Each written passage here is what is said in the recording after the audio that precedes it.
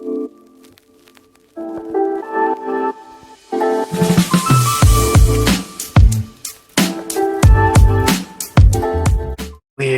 back.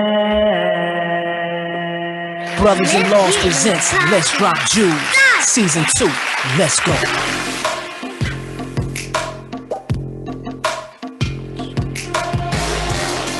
What's up, everybody? I am your host, LeVar Huggins, with co-host Victor Robinson Jr. Welcome to Let's Drop Jewels with my hitter and go-getter, Mujahid. And we are Brothers in Lawz. Welcome to the podcast that's intended to educate, motivate, and inspire the world. For more information on Brothers in Lawz, you can follow us on Facebook at Brothers Lawz and on Instagram at Bros in Lawz. And if you would like to contact us, you can email us at brosinlaws@gmail.com.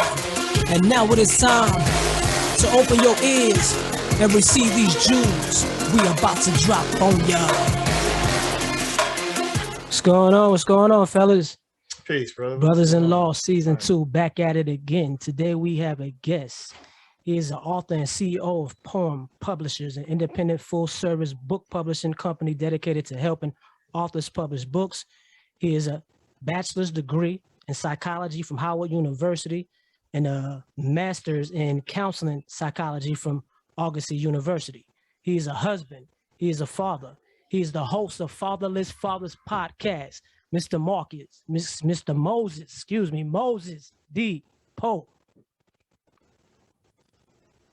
Hey, fellas, how y'all doing? We doing good. Peace. How you doing, How you brother? doing, Hey, what's going on, brother? Good to see you, man. Nothing.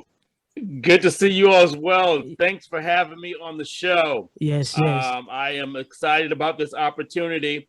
I've been doing my podcast. I'm in my second season, but I've never been interviewed on a podcast. So this is my first time being interviewed on a podcast. I'm excited about it. We thank you, and I appreciate that for messing that up just a few minutes ago. Absolutely. I seriously appreciate that. Moses, it is a pleasure to have you on this podcast. You know what, Moses? Back in high school when I used to see you, I always thought that you had character, you had a good personality, and I knew that you would be in the position that you are in today. I just knew it, just by watching you, Moses. And that's a great thing, Moses. I truly appreciate that. Thank you. Yeah. And if I could remember, you graduated a few years before I did, right? Class of 94. Class of 94. Yes, Moses. Wow. Yes. Yes. Did everybody on this podcast, you all graduated from Terrell High School? No. No, they didn't. We got co-host Victor and we got Mujahid. How you doing? And Mujahid is from Fayetteville. Victor he stays out there in Spring Lake.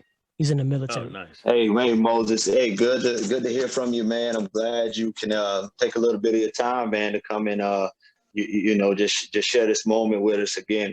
We appreciate it. Second season of Brothers in Lawz, Let's Drop Jewels.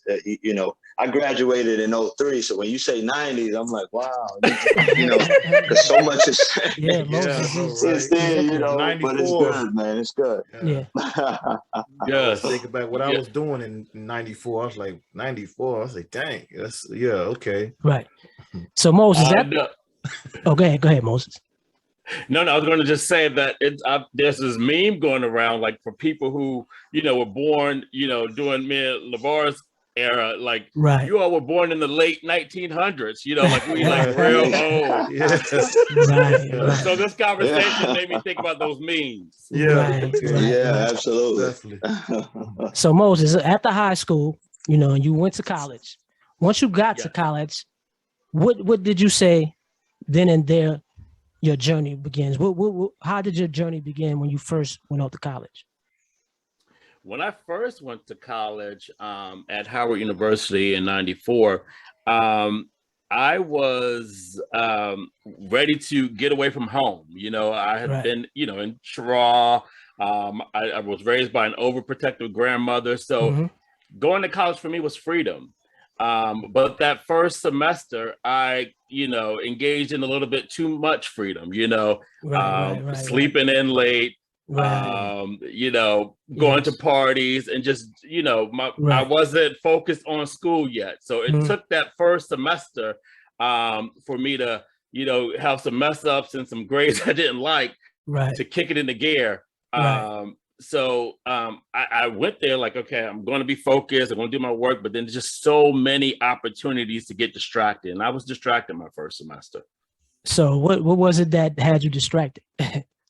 Oh my God, the parties, you know, just being, you know, Howard's campus is it's inner city and it's like open to the city. So the city is an open campus. And so there are just so many opportunities to, whether you're engaged with Howard students or engaged with people in the DC area, there were just so many things to get into. And then I was working, you know, with the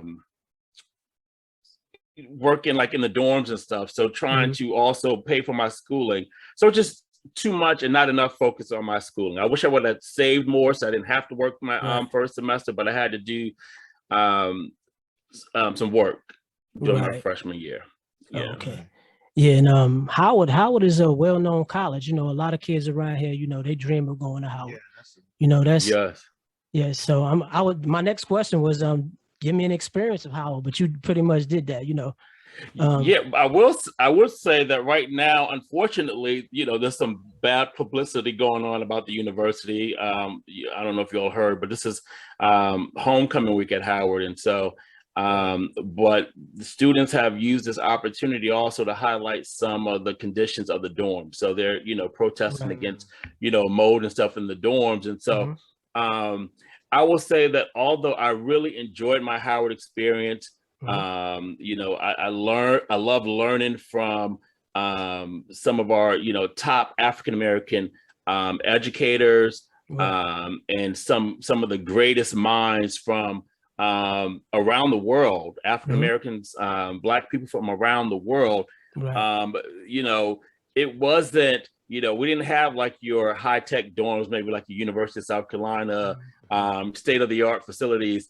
So Howard has never been a place where, you know, you're going to go for top-notch facilities.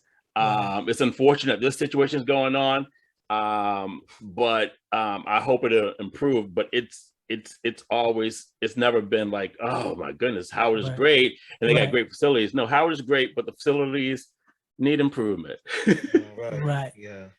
So tell me a little bit about your the Kappa Alpha Psi Phi. Am I saying it correct? Yeah, Kappa Alpha Psi Fraternity Incorporated. It is, of course, a Black fraternity, part of the Divine Nine, with, you know, the other 8 fraternities and sororities, Black fraternities and sororities. I joined. I became a member of Kappa Alpha Psi in the spring of 2020. So that was at the college, right? At the college. Okay. Yeah, because when I was at Howard, Kappa had they weren't on campus during those 4 years. And so I didn't have the opportunity to explore that at Howard. So I did it as an alumni just last year during right before the pandemic started. You know, when I was going to Voorhees, that was one of the fraternities I actually wanted to join. You know? Really? Yes. You know, they call them pretty boys, you know? So, that was a fraternity for me. You know? I tell people I'm glad that they weren't there because it would have been another distraction. One, my motivations were wrong back then. I wanted to be in the step shows, stroll across the yard with the canes and just be, you know, all not the public service stuff that, you know, that I do now. But so I'm kind of glad it didn't happen. Because I wanted it for all the wrong reasons. Yeah, that's good. You know, when you went to Howard, right? What what was that drive? What was that drive to say, okay, this is what I'm going to do, and this is what I want to do for the rest of my life? You know, what was that drive? helping people. So I started off, prior to going to Howard, I wanted to be a theater major. Okay, right. And then, I had a conversation with an aunt of mine who said, Mm, you need to really do something, that requires academics, because, there's a lot of starving artists in the world. You don't Right. want to put all your eggs into theater and then, you don't make it. Right. So I said, what else do I like to do? I love helping people. And, I know Right. that's typically what people say. They want to help people, but I Right. really did want to help people. And I started off by doing mentoring, with students who were visiting Howard's campus. I was a Hmm. part of Howard student government. Right. And so we had mentoring sessions, and then it just taking psychology classes and Hmm. learning more about human behavior, Right. and just getting to understand people from different backgrounds and people who have different experiences. I found that stuff fascinating. Right. And so the more I got into learning about people and Hmm. psychology and, Right. brain and behavior, I became more motivated to keep Right. at it. Right. Um, and so, yeah, that it just wanting to help people, and then learning that it's beyond, just having a conversation with people. Like, there's a skill to this. There are techniques Right. that you have to use to kind Hmm. of like help people. Right. It's not just about venting, it's really about learning about them and then helping them to help themselves is the actual goal. And so um I was driven by that. Okay. So being driven by that, all right. What what would you say? Give us an example. Well, not an example. Just tell us what kind of advice would you give a person with mental health? How would you indicate to them that everything is going to be all right? Like, what would you say to them? How does that work? I mean, what Yeah. what can you do to put them in that comfort zone where they're able to even come out to talk? Well, first, I think, and I thank you for this question, because there's a lot of stigma associated with mental health issues and mental illness. Right.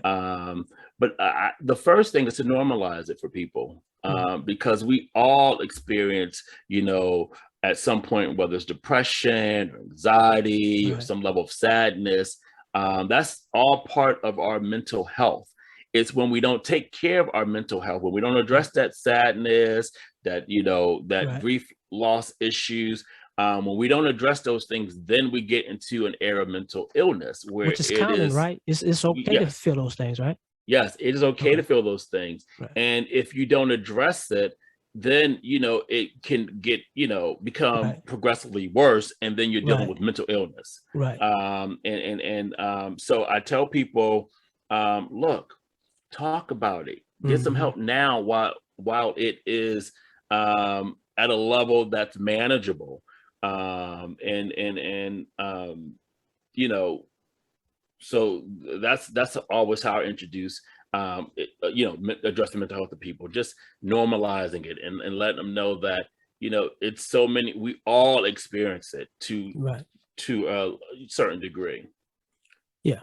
I was reading when you are involved with the community, um, other than the mental health thing, you also get out into the community and provide for the community and create activities for the people out there. Can you tell us a little bit more about what it is that you do on that end? So one of the things that I've done is with, my wife and my son. Actually, we have done things like prepared Christmas baskets for needy families here in the Maryland, DC area. We have given, Right. Thanksgiving baskets to people. We've done things like I've participated in the Help the Homeless Walkathon. And then, the biggest thing that I've been connected to is actually from South Carolina, which is the South Carolina Palmetto Boys State Program. I went there as a rising senior in high school.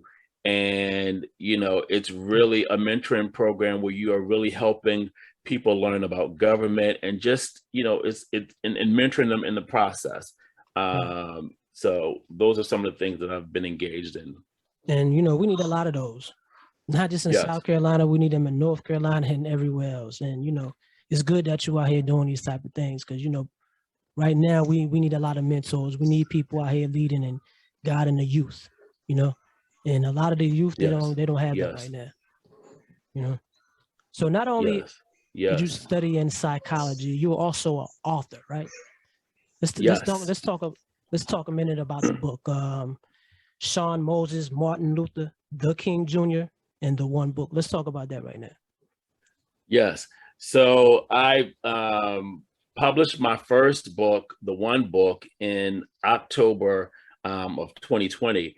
And that book is really a celebration of life, a celebration of fatherhood. And just I drew from my experiences as a father and remembering that time with my child. Like that was something that I will remember forever. And right. it's something that I felt like was universal that everybody experiences a first birthday. So I started off with the One Book, and then my current book that came out in June is Sean Moses' Martin Luther, the King Jr.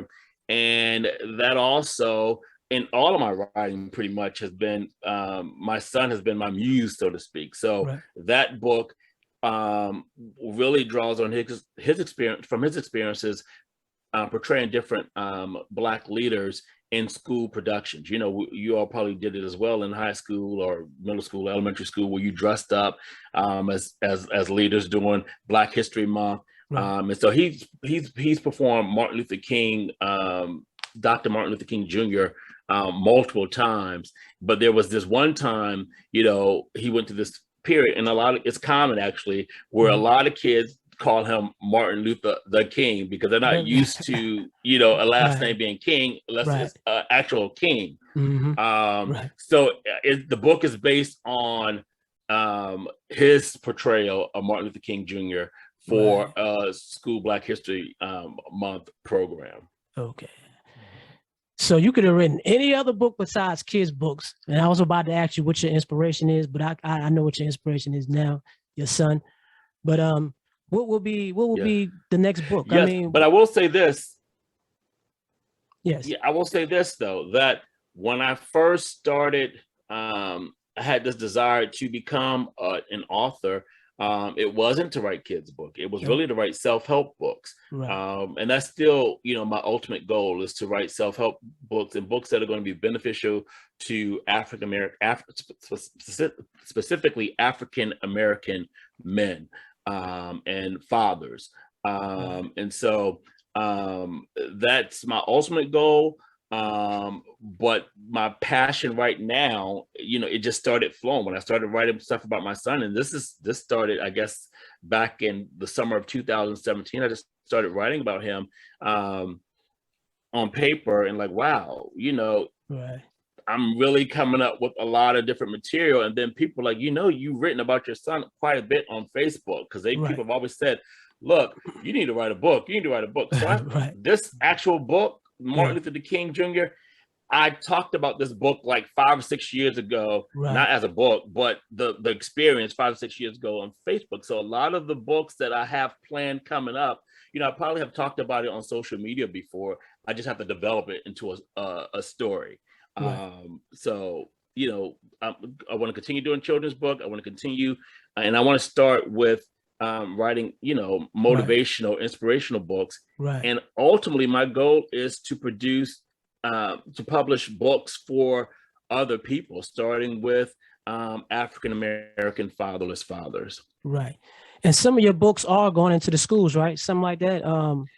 Yeah. So my campaign for this particular book has been to really start getting my books into the school system. And then there's schools like in South Carolina that have decided to put in some of their elementary schools. There's schools up here in Maryland that I'm working on. And so it's a grind. I tell people that, it's not like, and you put out a book and then all these schools and stuff are trying to get your book, especially when you're doing it independently. You don't have that big publishing house that's marketing for you and that has these connections. You have to build these relationships on your own.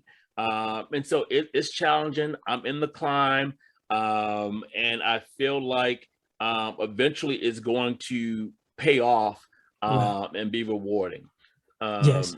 And so for everybody who, if you have a passion about writing, please do write, but don't come into the business thinking, okay, when I write this book, it's going to automatically become a New York Times bestseller. Everybody's going to love it. You're not a household name yet. So you have to do stuff like your podcast. You have to do stuff like, knocking door to door, and do a lot of self-promotion to build your platform. So my goal wasn't just to write a book, sell books, is to create a platform. And that my platform happens to be Fatherless Fathers, because that's been my own personal experience. Right. And I've read about your challenges, and it's good how I see you developing yourself. I was reading where you said when the COVID hit, that's when it put you in the gear. And, it was similar with me, with COVID, all we had was time. You know what I'm saying? And I think that this was the best time to get yourself in order, because there was so many things on the outside going on that you no longer want to be a part of, and you got nothing but time to focus on what it is that you need to do. And I think that you're doing a great job in developing yourself. Well, I appreciate that. And you mentioned COVID. One of the things that helped kick me into gear is that prior to COVID, I was working 3 different jobs. I had the main job and some side gigs going on. And one of my side gigs, furloughed us and didn't bring us back on. And so that freed up time that I had, and being able to work from home for the other remaining jobs. It's like, okay, I'm no longer in this rush hour traffic. I'm no longer, going from meeting to meeting to meeting. I'm able to do everything from home. It gave me more time to really focus on this publishing company. And so COVID has, unfortunately been, it's devastating. I wish we wouldn't have to go through this, but it's also been a blessing in that I have been able to accomplish things. Like you started off putting out 2 books, doing my podcast, and focus on other things that I wouldn't have done probably already if I was still working 3 jobs. Right. What advice would you give to an upcoming author? What type of advice would you give them, and, what direction would you lead them in? Yeah. My main advice is find something that you are passionate about, and something that has some kind of mass appeal. So, I think the best kind of writing comes from personal experiences. Of course, there's great writers who are using, who are, your nonfiction or your fiction writers who use, have great imagination and stuff like that. But for me personally, I think your personal experiences are the best things that you could ever have to write about. So whether it's, your father wasn't there, just driving you, you had experiences with drugs that's driving you, you've been locked up, that's driving you, child, in custody battle issues, that's driving you, whatever it is that you are passionate about that's been driving you, write about it. And you will, and write it in a way that other people can learn and benefit from what it is that you're writing. Right. So what are the benefits? What has you gained from, from starting your own business to being an author? What have you gained? I would say what I've gained is whenever people say to me that, wow, that podcast episode really helped me change my life, or my children love that book. I can't, every time before bed, they're like, please read the one book to me, or, please give me this book. It's like, that is my reward. Of course, ultimately I have bigger goals. I want to sell books. But it's those stories like that, just like, wow, you know, you're doing something right. People are gaining from what you're doing. And it's Right. just, for me, this is just another form of counseling. So when I'm talking to people in the podcast, it's not just to be, you know, kicking it, shooting the breeze. It's really, what do you have to offer my listeners? Right. And so tomorrow, like, for example, we got a guy who's going to be talking about protecting yourselves. You know, he's a certified gun instructor. So, right. you know, what are things that fathers could benefit from? And it could be anything from protection to spirituality to dealing with baby mama drama. I want to bring stuff that people are going to benefit from. And you know what, Moses? I was actually drawn to your podcast for the simple fact I am a fatherless father. I never knew my I never knew my father. I never knew my real mother. So I was drawn. I was especially drawn to the episode with was it A Mother's Dying Wish? Yes. Yes. I was drawn because, you know, listening to your podcast, I began to realize that I wasn't the only one going through it, you know. But as a child at that time, I thought I was the only one going through it, you know. So that's when the mental development started happening, you know, because I thought I was the only one in the world going through it. And the more and more I started listening to other people's stories, the more I got stronger. You know, so listening to your podcast. And that I appreciate that. That A Mother's Dying Wish, that was featuring Ulysses and his son AJ. Yes. You know, where AJ's mom died from cancer while he was still in high school, and AJ and Ulysses was his coach. And this, you know, just that sacrifice that people are making sacrifices to help other people.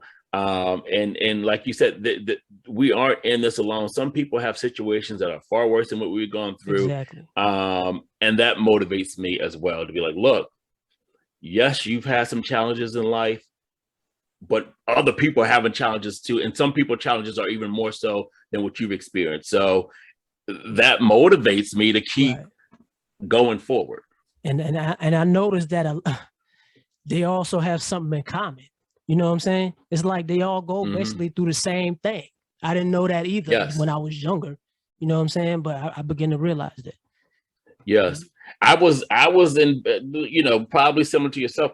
I was embarrassed about my situation growing up, you know, so I was living with my grandmother. So my mom and my dad weren't there for me. And so that was embarrassing. Not until I got, you know, maybe in my 30s that I started feeling comfortable sharing with people my situation. And then not, of course, until like 40s that I started feeling comfortable sharing it with the world, so to speak, through the podcast and books about this is my experience. I am a fatherless father. Because we realized we wasn't alone. We wasn't the only person going through it. Exactly. You know? But at that time, like you said, it's real shameful to tell a story when you young and you think nobody would understand. Yes. Are you going to write about your story? Moses, I was going to talk to you about that in a later date because, yes, I do want to do that. And I want you to show me exactly how to do it. Yes. Well, I'm here. I'm definitely here to help you. Right. I've been thinking about it for a very long time. That is my goal. I want to help people get those stories out there because people need to hear that. It's healing in those messages for people to see that, wow, LeVar, Moses came through this, and look, they're now doing podcasts and writing books, so I too can do this. And this is, you know, so I'm all about helping people who want to help other people. Right. You know, I read the 25 things you didn't know about Moses. I had to read it because, you know, it kind of surprised me. You know what I'm saying? Because just looking at you, like I said back in the day, I wouldn't imagine that you was going through any of that. You know, just because you always kept a smile on your face. You know? Yes. And I still do keep a smile on my face because smiling, I feel like I feel good with smiling, and it's contagious. Like, so no matter what you're going through, sometimes if you just practice smiling, just being thankful that, look, I'm going through this, but I know that just God brought me out of XYZ, God's going to bring me out of this as well. And then sometimes you don't know what other people are going through. And the last thing they need to be met with is your negative energy. Exactly. And Right. so when you smile, it I feel like it kind of like Yeah. puts positive energy in the atmosphere, It and other does. people find it, contagious. Right. Right. So I was reading where you was voted best school leader. I didn't know that, Moses. Yes. You know what I'm saying? But that's Moses though, you know? I didn't even know that, Yes. Moses. You know, but like I said, just watching you, yeah, I can see that, you know. And it came a lot of that, honestly, when I think about some of the blessings that came out of my situation by being raised by a grandmother, that she spoke that into my life. She always said, your name is Moses, you are a leader. Right. And that has resonated with me. And it has bore fruit. Right. And so you speak, people, please, listeners of Right. Brothers in Lawz, speak Right. positivity not only into your life, positive affirmations into your life, but into Yeah. your children's life, Right. because you want to see that thing manifest. Yeah. Right. You hear the name, right? Moses. Yeah. See, I was thinking it was from the Yes. Bible too, until like I said, I read the 25 things about Yeah. Moses, you know. Yes, So. yes. That ultimately, yes, my father probably got his, was named for Moses in the Bible, but Right. is my father's name, and my oldest brother's name is Well- Moses as well. Well, you got the right name, you know. I That's appreciate what I can that. say. You got the right name. Yes. So you saying your father's name is Moses as well? Yes, he's deceased now. So Right. his name is Moses. And he has another son, my oldest brother. Right. His name is Moses as well. Now we're not juniors or first, second, third, because we all have 3 different last names. Okay. Understand. Yeah. Yeah, definitely. Okay. Yeah. Well, And Moses. my son was going to be, Moses Jr. But Really? my wife, she, Right. Yeah. people get tired of the junior. So the compromise was like, okay, you can name him, because we had an agreement that you're going to name the boys. I was going to name the girls. And so I did a play on Moses. So his first name is Sean Moses. He has a Right. double Right. first name. So Okay. my middle name is Sean. So I Right. just flipped it around and did a blend like that. Definitely. Yeah. That's just like my son. My son, he's not a junior. He has my first name, but his middle name is different than mine. So he's not a junior, Yes. Yeah. Yes. Well, Moses, look, man, we appreciate you being on the show. We hoping that you come back, brother. Moses. Yeah. And Yeah. most definitely, Moses, I will be contacting you because I do want to get this book started. Please do. And I look, fellas, I wish you all much success with Brothers in Lawz. Thank People you. need to hear from brothers. Right. Yes. And so especially people who are speaking positivity. You're not just, have this show where you are like, demeaning women Right. or Right. just negativity. So I encourage you all to keep on, even days when your numbers aren't where you want them to be. Right. It is a grind. And then eventually Yes, it is going to pay off because you are doing the right thing. You're doing good work. Right. Yes. Once again, Moses, we would like to thank you. Yeah. I will be contacting you, and hopefully you can get back on the show, man. I'm gonna definitely check you out too, brother. I will be back. I'll be glad to be back. Okay, appreciate it, Moses. You hold it down and you be safe. Yes. Okay? Yes. MosesPo.com. Check me out. My bad. Definitely will, man. Exactly, Moses. Matter of fact, Moses, give me some more information on that. Okay, yeah. So my website is mosespoe.com, MOSESPOWE.com. You can find everything from my bookstore, podcast, some different mental health articles on that. My company is Fatherless Fathers Publishing. I have 2 books in stores. You can get them through Amazon or wherever books are sold. That's the one book. And Sean Moses is Martin Luther the King Jr. Check him out, y'all. All right. Thank you, Moses Poe. See you later. Thank you. All right. Thank you. All right. Bye.